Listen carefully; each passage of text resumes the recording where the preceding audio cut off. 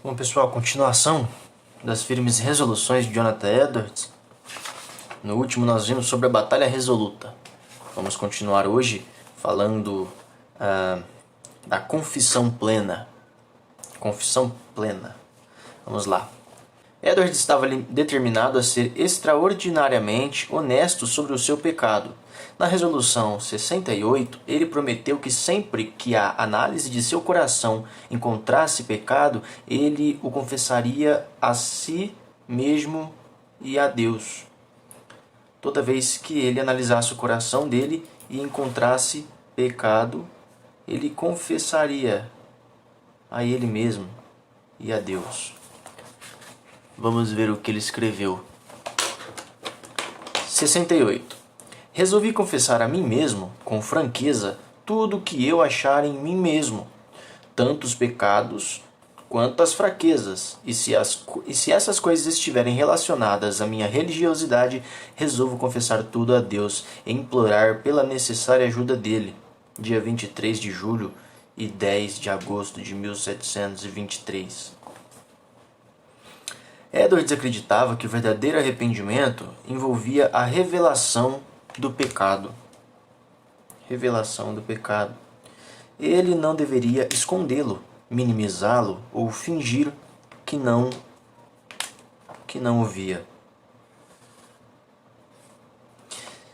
Desprezava a tentação de transferir a culpa que era sua, de argumentar inocência ou de ser convincente com o pecado.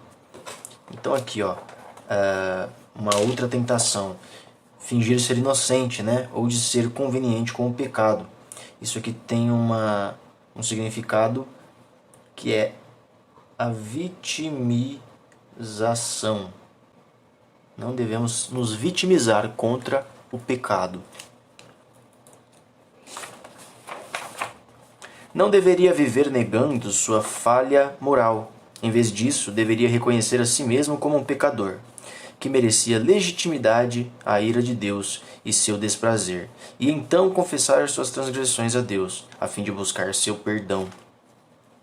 Confessar suas transgressões a Deus, a fim de buscar seu perdão. Confessar o pecado é concordar com Deus sobre o pecado. É reconhecer o pecado diante de Deus, como ele é, uma grandiosa rebelião contra um Deus santo. Então o pecado é uma grandiosa rebelião contra um Deus santo. Então devemos confessá-lo.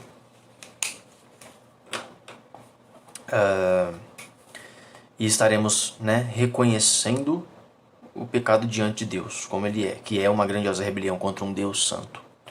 Edwards sentia que, mediante a confissão do pecado que via em sua vida, seria capacitado a se aprofundar mais na análise das raízes do mal em seu coração. Numa reafirmação da Resolução 68, ele escreveu assim em seu diário: Manhã de sábado, 10 de agosto. Como uma ajuda contra aquela vergonhosa hipocrisia, resolvi confessar a mim mesmo com franqueza tudo o que eu achar em mim mesmo, tanto os pecados quanto as fraquezas, e se essas coisas estiverem relacionadas à minha religiosidade, resolvo confessar tudo a Deus e implorar pela necessidade, ajuda dele, sem me esforçar o mínimo que seja para sufocar o que está em meu coração, mas levar tudo a Deus e a minha consciência. Levar tudo a Deus e a minha consciência. Por meio disso posso chegar a um maior conhecimento de meu próprio coração. Isso é, se examinar. As Escrituras dizem, que devemos examinar o nosso coração. Numa surpreendente passagem de sua narrativa pessoal, Edwards expressou seu aguçado senso de profundidade de sua pecaminosidade. Então Edwards reconhecia o estado da sua pecaminosidade, a profundidade da sua pecaminosidade. Vamos ver o que ele escreveu aqui. Do jeito em que me encontro, parece que minha maldade há muito tem sido perfeitamente inefável e tem consumido infinitamente todo pensamento e imaginação como um dilúvio infinito, montanhas infinitas sobre minha cabeça. Não conheço uma maneira melhor de expressar o que meus pecados parecem ser para mim do que dizer que eles parecem se amontoar como o infinito sobre o infinito e se multiplicar infinitamente vezes o infinito.